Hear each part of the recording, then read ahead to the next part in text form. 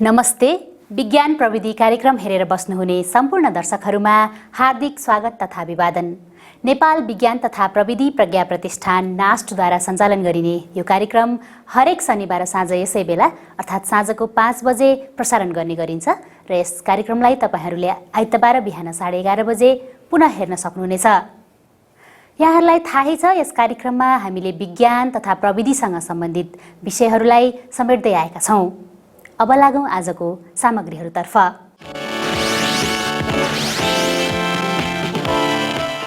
विक्रम सम्वत 2070 आश्विन 1 गतेदेखि मनाइँदै आएको राष्ट्रिय विज्ञान दिवस यस वर्ष कोरोना कहर बीच पनि विभिन्न कार्यक्रमहरू गरी सप्ताहव्यापी रूपमा मनाइँदैछ। राष्ट्रिय विज्ञान दिवसका अवसरमा नास्टका उपकुलपति डाक्टर सुनिल बाबु श्रेष्ठले व्यक्त गर्नुभएको शुभकामना सन्देश प्रस्तुत गर्दैछौँ।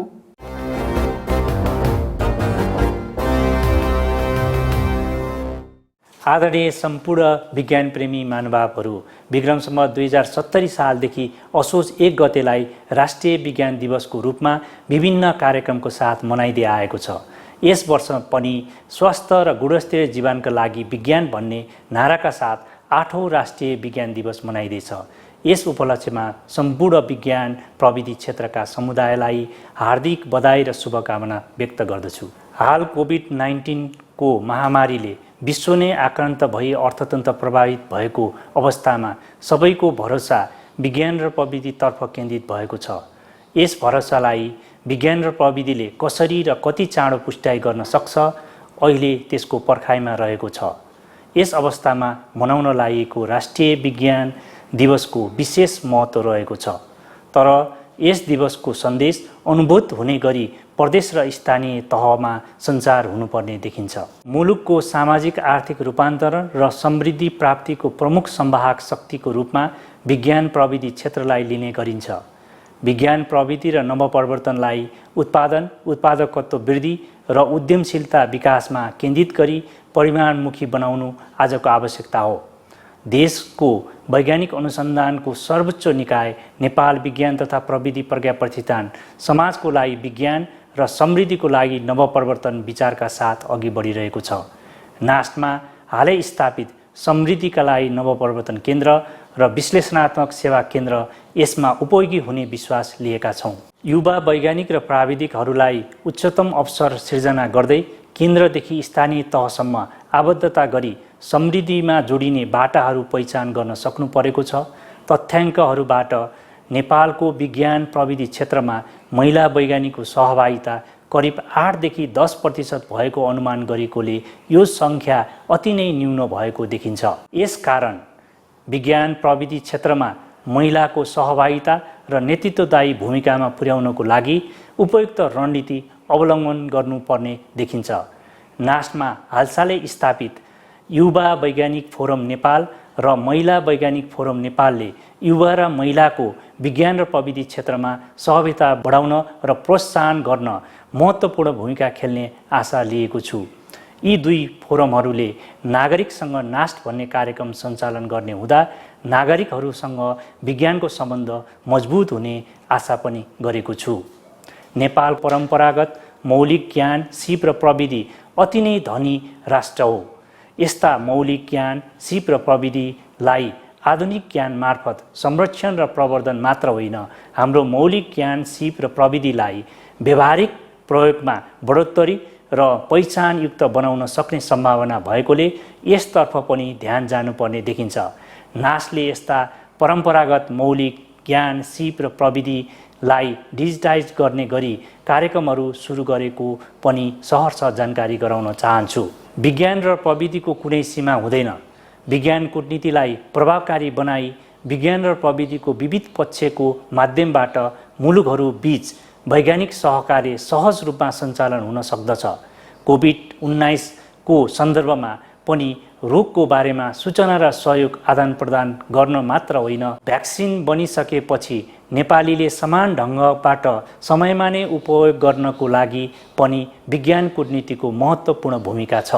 राष्ट्रभित्र विभिन्न प्राज्ञिक सङ्घ संस्था, सरकारी र गैर सरकारी संस्थाहरूमा कार्यरत र देश बाहिर रहेका जनशक्तिहरूका ज्ञान सिप र अनुभवलाई एकीकृत गरी मुलुकको समृद्धि अभिवृद्धि गर्ने अभियान सुरु गर्नु जरुरी छ। यसको लागि नास्टले सुरु गरेको ब्रेन पुलिङ नेपाल कार्यक्रम उपयोगी हुन सक्छ भन्ने मलाई लाग्दछ।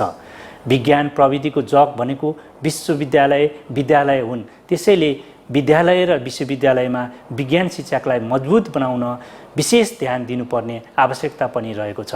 हालसालै ग्लोबल इनोभेसन इन्डेक्स 2020 प्रकाशित भएको छ। नेपाल गत वर्षको 109 स्थानबाट स्तरोन्नति भई यस वर्ष 95 स्थानमा आएकोबाट हामी सबैलाई उत्साहित बनाएको छ। साथै यस स्थानको बचाउ गर्दै अझ स्तरोन्नति गर्नेतर्फ लाग्नुपर्ने थप चुनौती आएको छ। यस चुनौतीलाई यस क्षेत्रमा संलग्न सबैले समन्वयकारी र सहकार्यमा आधारित भई कार्य अगाडि बढाउन सके सफलता निश्चित छ। तसर्थ विज्ञान तथा प्रविधि क्षेत्रमा लाग्नुहुने सम्पूर्ण संस्था, प्रोफेसनल सोसाइटी, सञ्चारकर्मी र महानुभावहरूलाई सहकार्यको लागि गोलबद्ध हुन यस दिवसको उपलक्ष्यमा आह्वान पनि गर्न चाहन्छु। अन्तमा यस वर्षको राष्ट्रिय विज्ञान दिवसले विज्ञान प्रविधि संस्कारमा नै परिणत गर्न प्रेरणा दिन सकोस्। प्रकृति र मानव मूल्यको ख्याल राख्दै विज्ञान प्रविधि र नवप्रवर्तन मार्फत मुलुकको दिगो विकास गर्दै समृद्ध नेपाल सुखी नेपालीको राष्ट्रिय चाहनालाई सार्थक बनाउन ऊर्जा प्रदान गर्न सकोस्। हामी सबै नेपालीले अनुभूत गर्ने गरी समृद्धि प्राप्त गर्ने किसिमले देशलाई चलायमान गर्न सकोस्। राष्ट्रिय विज्ञान दिवसको उपलक्ष्यमा मेरो र प्रज्ञा प्रतिष्ठानको परिवारको तर्फबाट यहाँहरू सबैलाई हार्दिक शुभकामना व्यक्त गर्दछु।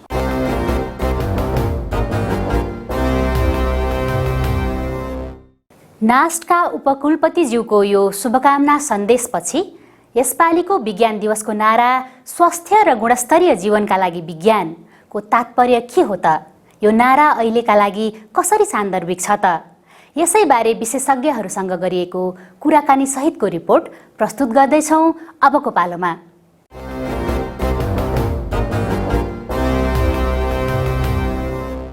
भारतीय नोबेल पुरस्कार विजेता सीवी रमनजीको एउटा उक्ति छ।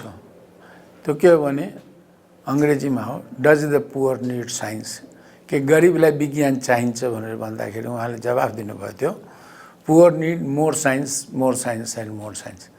त्यसैले गरिबबाट यदि मुक्ति पाउने हो भने हामी भन्छौँ नि गरिब राष्ट्र, पछौटेपन राष्ट्र, त्यो देशमा चाहिँ विज्ञान बढीभन्दा बढी चाहिन्छ। किनभने विज्ञानले हाम्रो समाजमा चाहिँ आमूल परिवर्तन गर्ने चाहिँ एउटा प्रारम्भिक ढोका भन्छ क्या, त्यसको खुल्छ कि पहिलो ढोका खोल्ने भने हाम्रो चाहिँ विज्ञानले नै हो। चाहे त्यहाँ हामी जुन काममा जाउँ, जीवनमा अगाडि जाउँ, त्यसैले विज्ञानको महत्त्व खास गरी यो हामी जस्तो मुलुकको लागि एकदमै जरुरी छ। र त्यसै भएर चाहिँ हामीले भनौँ न एउटा अभियान गरेपछि अहिले चाहिँ नेपाल सरकारले 8 वर्ष अगाडि नेपाललाई चाहिँ विज्ञान दिवस असोजिएक, त्यो असोजिएक के छ भनेदेखि पहिलोचोटि नेपालमा चाहिँ यो त्यतिखेर पब्लिक साइन्स कलेज भन्थ्यो, जसलाई कि अहिले अमृत साइन्स कलेज या आजकल भन्छ, त्यो कलेजको स्थापना भनेपछि जनस्तरबाट विज्ञान पढाउने त्यसको सुरुवातको उपलक्ष्यमा चाहिँ नेपाल सरकारले चाहिँ 1 असोजलाई चाहिँ राष्ट्रिय विज्ञान दिवस घोषणा गरेको छ। हाम्रो जस्तो विकासोन्मुख मुलुकको उत्थानका लागि विज्ञान तथा प्रविधिको तीव्र विकास अपरिहार्य छ भन्ने कुरामा कसैको पनि दुईमत नहोला। विज्ञानले नै प्रविधिको सृजना गर्दछ र प्रविधिको उपयोगले नै भोग, रोग, प्राकृतिक प्रकोप, महामारी जस्ता देश विकासका प्रमुख चुनौतीका रूपमा रहेका समस्याहरूको सही समाधान निकाल्न सकिन्छ। विज्ञानको उपयोगद्वारा देश समृद्ध बनाउन विज्ञानको महत्त्वबारे जनमानसलाई बुझाउनु र विज्ञानलाई लोकप्रिय बनाउनु अनिवार्य नै भइसकेको छ। यो विज्ञान पढाउने, सिकाउने र बुझाउनेलाई चाहिँ अहिले के चाहिँ भन्छु भने हामीले विज्ञान चाहिँ मान्छेले सिक्ने भनेको 30 देखि 40% चाहिँ यो औपचारिक क्लासमा हुन्छ, अनि 60 देखि 70% चाहिँ मान्छेले अनौपचारिक रूपमा सिक्छ। जस्तै अहिले कहिलेकाहीँ मैले हिजो तपाईँ पानी लिन जानुभयो नि गाग्रोमा नि, हामीले भनौँ कुनैमा पानीमा कसरी यो गाग्रो डुब्छ, कुनै चिज के हो भने त्यसैले त्यहाँ पनि विज्ञान चाहिँ जुन छ नि त्यसैले यो विज्ञान पढाउने, म 3टा शब्द भन्छु, पढाउने, सिकाउने र उसलाई चाहिँ विज्ञान चाहिँ बुझाउने, त्यो चाहिँ सहज रूपमा हामीले विज्ञानलाई या भनौँ न हामीले यसलाई भन्छौँ आजभोलि स्टिम, साइन्स, टेक्नोलोजी, इन्जिनियरिङ र म्याथमेटिक्सलाई छ नि हामीले के गरिदिउँ नि धेरै जटिल, धेरै गाह्रो विषय हो भनेर भन्यौँ। तर विज्ञानलाई चाहिँ के हो भने सहज किसिमले पढाउनु पनि पर्यो, बुझाउनु पनि पर्यो, सिकाउनु पनि पर्यो। यिनै कुराहरूलाई मनन गर्दै विज्ञान तथा प्रविधिका क्षेत्रमा सम्पूर्ण नेपालीको सहभागिता होस् र राष्ट्र निर्माणका लागि यसको धेरैभन्दा धेरै उपयोग गर्न सकियोस् भन्ने उद्देश्यका साथ विक्रम सम्वत 2070 आश्विन 1 गतेदेखि राष्ट्रिय विज्ञान दिवस मनाउने गरिन्छ। नेपालमा विज्ञान विषयको उत्थानका लागि महत्त्वपूर्ण योगदान पुर्याउनुहुने नास्टका प्राज्ञ एवं पूर्व उपकुलपति स्वर्गीय प्राध्यापक डाक्टर दयानन्द बज्राचार्यले परिकल्पना गर्नुभएको राष्ट्रिय विज्ञान दिवस प्राध्यापक अमृत प्रसाद प्रधानले अमृत साइन्स कलेज स्थापना गर्नुभएको दिनको सम्झना गर्दै मनाउने गरिन्छ। यो दिवस शिक्षा, विज्ञान तथा प्रविधि मन्त्रालयको आयोजनामा नास्ट लगायत वैज्ञानिक सङ्घ संस्थाहरूद्वारा संयुक्त रूपमा मनाइँदै आएको छ। राष्ट्रिय विज्ञान दिवसको यसपालिको नारा स्वास्थ्य र गुणस्तरीय जीवनका लागि विज्ञान रहेको छ। मान्छे स्वस्थ भयो भने मात्र तपाईँले चाहिँ केही सृजनात्मक काम गर्न सक्नुहुन्छ, या जुन काम गर्नलाई पनि मान्छे त पहिले स्वस्थ हुनु पर्यो। त्यसैले हामीलाई स्वस्थ हुनको लागि के चाहिन्छ त्यो सबैमा विज्ञानको उपयोग गर्ने, चाहे त्यो खानेपानी होस् या हाम्रो खाने कुनै यो भन्छ खानेकुरोको होस्, त्यसको गुणस्तरीय बनाउने हगि त्यसलाई हगि। त्यसैले हाम्रो स्वास्थ्य ठिक गर्नको लागि चाहिँ विज्ञानको कहाँ कहाँ उपयोग हुन्छ, मेडिकल स्वास्थ्य विज्ञानमा मात्र हो कि अरूतिर। त्यसैले चौतर्फी हामीलाई स्वस्थ राख्नको लागि चाहिँ विज्ञानलाई चाहिँ हामी चाहिँ बढाउँदै गर्नुपर्छ। त्यो एउटा भयो कि एउटा मेन पक्ष गुणस्तरीय जीवन भनेको मानवोचित जीवन, अमानवीय काम गर्न नपरोस् भन्नको लागि चाहिँ हामीले चाहिँ विभिन्न भनौँ न खास गरेर यो विभिन्न जीवनमा जसले चाहिँ अलि यो भन्छ नि डर्टी वर्क, अलि फोहोर मैला यिनीहरूमा काम गर्नेहरूको पनि जीवनमा पनि गुणस्तरीय सुधार ल्याउनको लागि हामीले चाहिँ विज्ञान र प्रविधिको उपयोग गर्नुपर्छ भनेर हो। पक्कै पनि हाम्रो जीवनलाई स्वास्थ्य र गुणस्तरीय बनाउन विज्ञान तथा प्रविधिले महत्त्वपूर्ण भूमिका खेल्दछ। साबुन पानीले हात धुनुपर्छ भन्ने साधारण कुराको ज्ञानले हामी धेरै किसिमका जीवाणु, विषाणुजन्य प्राणघातक रोगहरूबाट बच्न सक्छौं। यसरी सामान्य वैज्ञानिक ज्ञानले पनि हाम्रो जनजीवन स्वस्थ बनाउनमा ठूलो सहयोग पुर्याउन सक्दछ। त्यसैगरी विभिन्न नयाँ नयाँ प्रविधिको प्रयोगले के धनी के गरिब सबैको जीवनस्तर उकास्न मद्दत गर्ने देखिन्छ। बढ्दो जलवायु परिवर्तन, पारिस्थितिकीय प्रणालीको असन्तुलनले गर्दा नयाँ नयाँ रोग तथा महामारी देखा पर्ने क्रम जारी छ। हाल सन् 2019 डिसेम्बर महिनामा चीनको वुहान प्रान्तबाट सुरु भएको कोभिड-19 महामारीले विश्व नै आक्रान्त छ, जसबाट नेपाल पनि अछुतो छैन। कोभिड-19 महामारीबाट जुझ्न विज्ञान, प्रविधि तथा अनुसन्धानले नै महत्त्वपूर्ण भूमिका खेलेको देखिन्छ। यो कोभिड-19 अथवा कोभिड-19 जस्तै अरू सायद भविष्यमा पनि आउला या पहिला विश्वको होइन अर्को शतक कयौँ हामीले गएको वर्षहरूमा पनि थुप्रै देख्यौँ। जस्तो स्वाइन फ्लू जसलाई H1N1 PDM09 को कुरा गरिन्थ्यो, सबभन्दा पछिल्लो पेन्डेमिक त्यही नै थियो। त्यस्ता जुन रोगहरू छ त्यसमा सबै चाहिँ विज्ञानको भूमिका हुन्छ।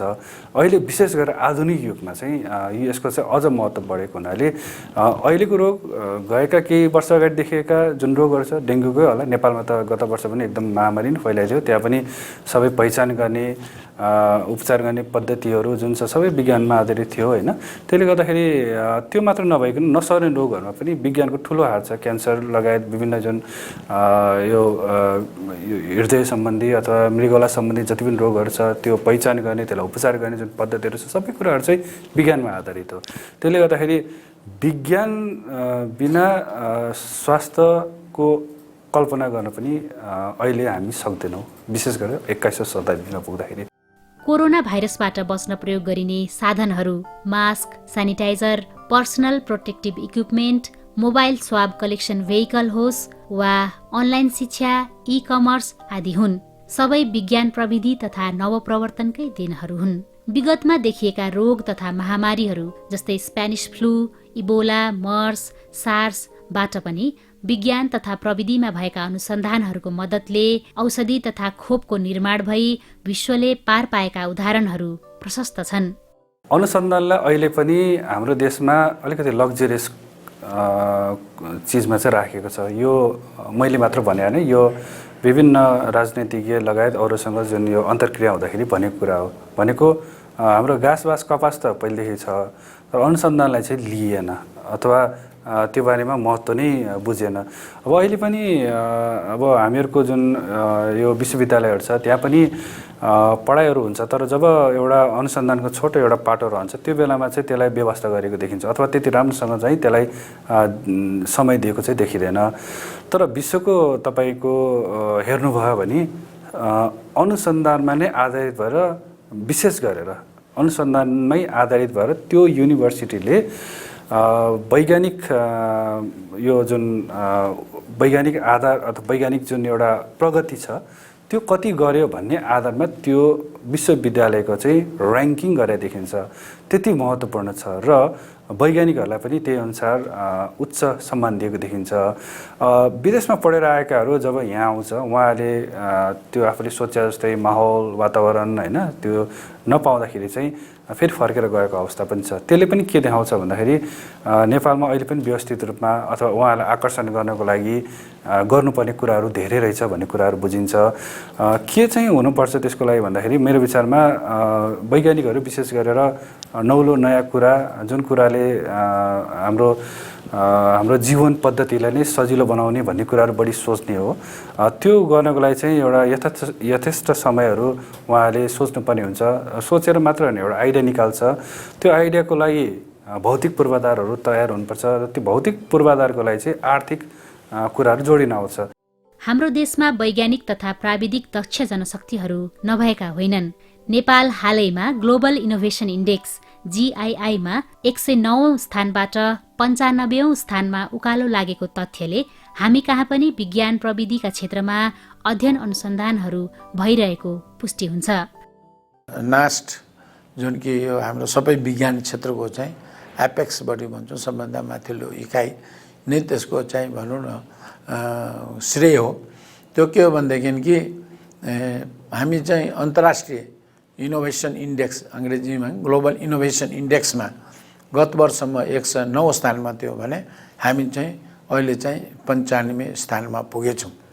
यसले के देखाउँछ भनेदेखि अब नेपालमा त्यसको सँगसँगै हामीले कोभिडको बेलामा नेपालमा यो विज्ञान प्रविधि र नवप्रवर्धन क्षेत्रमा कति मान्छे काम गर्छु भन्दाखेरि हामीले यसो तथ्याङ्क सङ्कलन गर्दाखेरि चाहिँ हामीले चाहिँ झन्डै 90,000 मान्छे चाहिँ यो क्षेत्रमा काम गर्छौँ।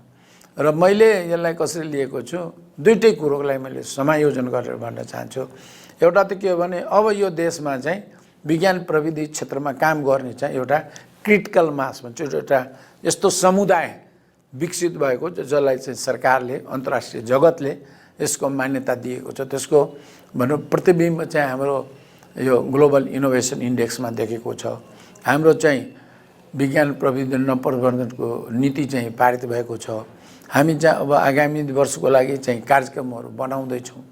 हामी जस्तो अल्पविकसित मुलुकको लागि चाहिँ विज्ञान प्रविधि र नवप्रवर्धनको माध्यमले चाहिँ मान्छेलाई चाहिँ हामी चाहिँ गुणात्मक जीवन, अब हरेकलाई के चाहिन्छ भने सुखी पनि हौँ, अब अलि मानवीय जीवन किसिमले, चाहे त्यो किसानलाई होस्, विद्यार्थीलाई होस्, मजदुरलाई होस् या आम व्यापारी या भन्छ नि हामी यो उद्यमशीलतालाई होस्।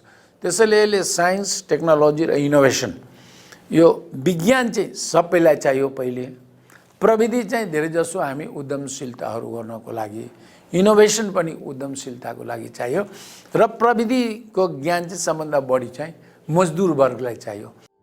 हाल नेपालको विज्ञान प्रविधि नीतिमा नवप्रवर्तन पनि समावेश गरिएको छ। नवप्रवर्तन वास्तवमा के हो त? हाम्रो जीवनमा पर्ने समस्यालाई अहिले उपलब्ध प्रविधिको मार्फत नयाँ किसिमको कस्तो उद्यम गर्न सकिन्छ त्यसलाई चाहिँ नवप्रवर्धन हो। त्यसैले नवप्रवर्धनमा मुख्य रूपमा अहिले चाहिँ युवा पुस्ताहरू चाहिँ धेरै आएको छ। खास गरी रोबोटिक्सको कुरो गर्नुहोस् अघि, रोबोटिक्समा हामी नेपाल धेरै अगाडि गएका छौँ अघि। त्यसै गरी यो डिजिटल प्लेटफर्म भन्छ, अहिले आइटीको युज गरेर तपाईँले काठमाडौँमा हेर्नुहुन्छ नि, फुडमान्डो भन्छ, के भन्छ, अनलाइन डिलिभरी भनौँ न, या जसलाई ई-कमर्स भन्छ अघि। त्यसैले यस्ता धेरै चिजहरू छ जसले कि चाहिँ तपाईँको नवप्रवर्धनको तिर जुन छ नि, जसको नवप्रवर्धनमा नयाँ नयाँ हामी कहिले एप्स बनाउँछौँ। त्यसैले यो नवप्रवर्धन भन्ने चिज के हो भने यो सामान्य किसानको यदि हलोमा पनि हामीले केही नयाँ प्रविधि लगाइदिउँ भने त्यसलाई पनि नवप्रवर्धन भयो भने किसानको लागि। तपाईँ अन्तरिक्षको कुनै कुरो होला या आइटीको कुरो होला, के हो भने जे अवस्थामा काम भइरहेछ त्यसमा चाहिँ गुणात्मक परिवर्तन भयो भने त्यो कामलाई सहज गर्नलाई कुनै किसिमको प्रविधि या कुनै किसिमको प्लेटफर्म युज गर्यो भने त्यसलाई चाहिँ नवप्रवर्धनको रूपमा चाहिँ अहिले चाहिँ परिभाषित गर्ने गरेको छ। विज्ञान तथा प्रविधिको विकासको मूल जरो विज्ञान शिक्षा नै हो। विज्ञानलाई सहज र रोचक ढङ्गबाट बुझाउन सकियो र देशका दक्ष युवा जनशक्तिलाई स्वदेशमै अध्ययन अनुसन्धान गर्ने वातावरण मिलाउन सकियो भने विज्ञान दिवसको औचित्य सार्थक हुनेछ र देश अवश्य सुखी र समृद्ध हुनेछ। नास्टको भनौँ गुडविल एम्बेसडरको हैसियतले पनि के भन्छ, हामीले जो तल्लो वर्ग जसले चाहिँ भनौँ विभिन्न किसिमको जीवनमा काम गर्दाखेरि उसका अप्ठ्याराहरूलाई कुन प्रविधि नवप्रवर्धन दिने हो कि उसको जीवन चाहिँ हल्को होस्। त्यसैले यसपालि हामीले तपाईँले राष्ट्रिय विज्ञान दिवसको नारा हेर्नुभयो भने स्वस्थ र गुणस्तरीय जीवनको लागि विज्ञान भनेको छौँ हामीले। त्यसैले मान्छेको जीवनमा गुणस्तरमा ल्याउनको लागि चाहिँ हामीले चाहिँ विज्ञान प्रविधिमा लगानी गर्नु पर्यो, काम गर्नु पर्यो, बढावा दिनु पर्यो। स्कुलदेखि विश्वविद्यालयसम्म चाहिँ विज्ञानको शिक्षालाई चाहिँ हामीले अहिले के भन्छौँ भने कि विज्ञान भनेको यो संसारभरि एउटै हुन्छ। त्यसैले विज्ञानमा चाहिँ वर्ल्ड क्लास एजुकेसन, विश्वस्तरीय शिक्षाको पनि तिर चाहिँ हामीले चाहिँ हाम्रो कार्यक्रमहरूलाई अगाडि बढाउनुपर्छ। यदि कुनै त्यस्तो चाडपर्व आयो भने अलिक जम्मा हुने चलन छ, त्यो त्यस्तो अवस्थामा चाहिँ सङ्क्रमण नफैलिनको लागि चाहिँ हामीले मास्क, यो व्यक्तिगत दूरीदेखि लिएर हातहरू सरसफाइ गर्ने भन्ने कुराहरू हामीले भन्दै पनि आएका छौँ। त्यो त्यहाँ चाहिँ तपाईँ हामीले सबैले चाहिँ लागू गर्नुहोस्, जसले गर्दाखेरि चाहिँ भोलि फेरि सङ्क्रमण भएर उपचार कहाँ गर्नुपर्ने, किनभने भौगोलिक विकटता त छ, त्यस्तो ठाउँमा उनीहरू आउन नसक्ला समयमा त्यस्तो अवस्थामा चाहिँ उपचारमा समस्याहरू आउन सक्छ र त्यो सङ्क्रमण लाग्नै नदिनको लागि चाहिँ जुन बस्ने उपायहरू छ त्यो चाहिँ सम्पूर्ण सबै नेपाली दाजुभाइहरूले चाहिँ गर्नुहोला भनेर चाहिँ म भन्न चाहन्छु।